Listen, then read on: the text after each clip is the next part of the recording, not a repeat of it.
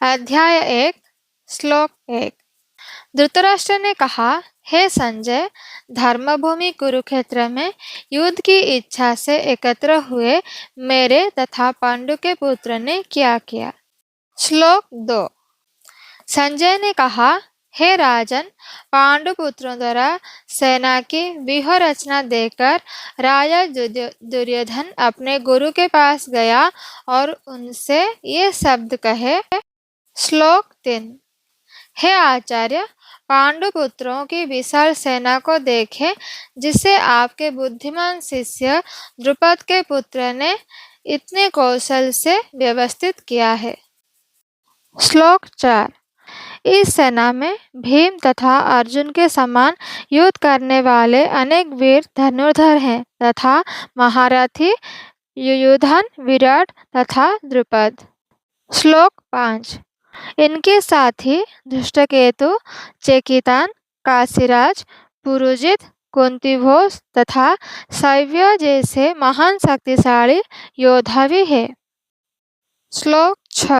पराक्रमी युधामन्यु, अत्यंत शक्तिशाली उत्तम मौजा, सुभद्रा का पुत्र तथा द्रौपदी के पुत्र, ये सभी महारथी हैं।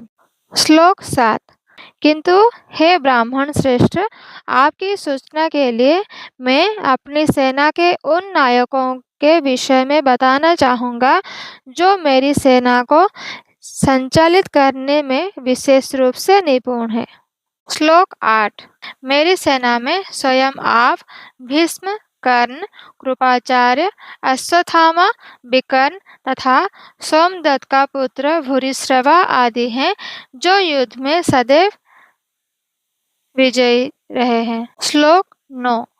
ऐसे अन्य अनेक वीर भी हैं जो मेरे लिए अपना जीवन त्याग करने के लिए उद्यत है। वे विविध प्रकार के हथियारों से सुसज्जित हैं और युद्ध विद्या में निपुण है। श्लोक 10।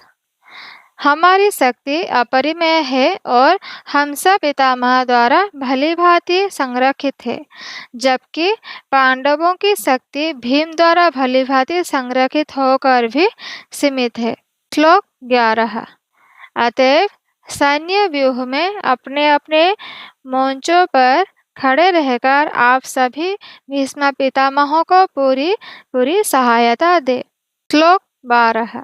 तब कुरुवंश के वयोवृद्ध परम प्रतापी एवं वृद्ध पितामह ने सिंह गर्जना की सी ध्वनि करने वाले अपने शंख को उच्च स्वर से बजाया, जिससे दुर्योधन को हर्ष हुआ।